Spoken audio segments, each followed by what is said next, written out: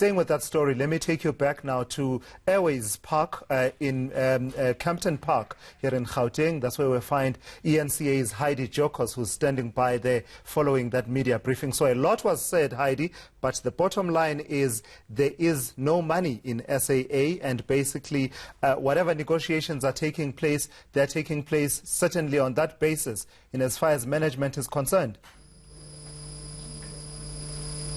Most definitely, Tula. So, I mean, a lot came out of this press briefing held by SAA, basically just reiterating the fact that they do not have money or the capacity to give a salary increase of 8%. And also important to note is that they did meet with SAA, and SAA did meet with Public Enterprises Minister as well as the unions to further discuss negotiations, and they will be meeting with the unions later on this afternoon to see if they can come to some kind of agreement. But with me is the interim CFO, Dion Fredericks. Thanks so much for your time. I think you've been speaking for the past hour and a half, but maybe if you can just, give some clarity on the financial aspect. I think it's important to just speak to the issue of how much SAA has been losing because of the strike that has been going on. Initially, it was said that it's about 52 million per day, but of course you guys have got aircraft back in the air. Can you give us an estimate of what is going on and how much SAA has been losing because of the strike? Yeah, no, thank you for the questions, and good afternoon to your listeners as well. What we've done is we planned for the worst case scenario. In a worst case scenario, it would be around 50 million rand. September is usually a lower month, so the amount would be less.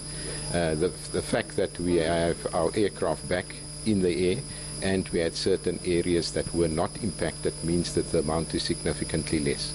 As you would appreciate that we have various outstations, and currently we busy doing the calculations to make sure that we be able to give a reliable number, but the number will definitely be not as high.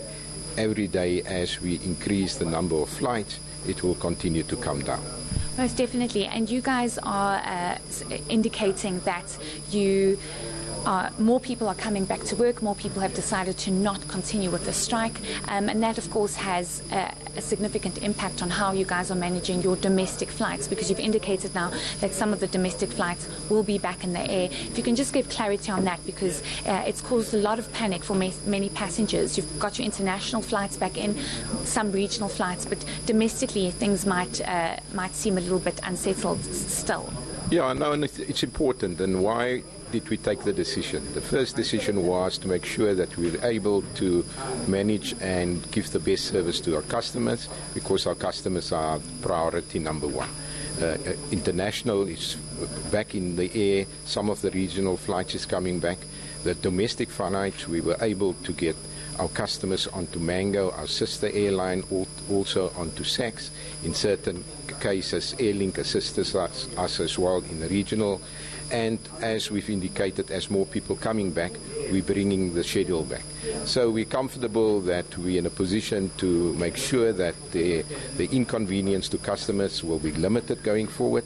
And it's just unbelievable how the employees that's currently working actually came together in this crisis and make sure that we limit the exposure, but also the uncomfortableness for our customers. And Mr. Fredericks, I just have two more questions, but you guys are set to meet with the union later this afternoon, but they're also giving out a notice of a possible secondary strike. Do you think that if you guys don't meet any kind of agreement this afternoon, that's going to have a significant impact on operations at SA, because they're going to bring in air chefs, they're going to bring in AXA, and they're going to bring in Mango cabin crew. How do you think talks are going to go this afternoon, and are you worried about a secondary strike? Yeah, there's always a concern about the secondary strike. But ultimately, and I had actually discussion with some of the union leaders yesterday and indicated that we need to come together. We all need to come together and make sure that we conclude on the matter and take the company forward, because the brand will continue to be impacted if we don't do that. The secondary strike will have an impact on us. My understanding, it will be 7 days before they can implement the secondary strike, and we hope that we by that time can conclude on the matter. And it's critical that we all look at what's at stake at this. The future of the airline is at stake. And if we don't come together, unfortunately, there will not be an airline going forward.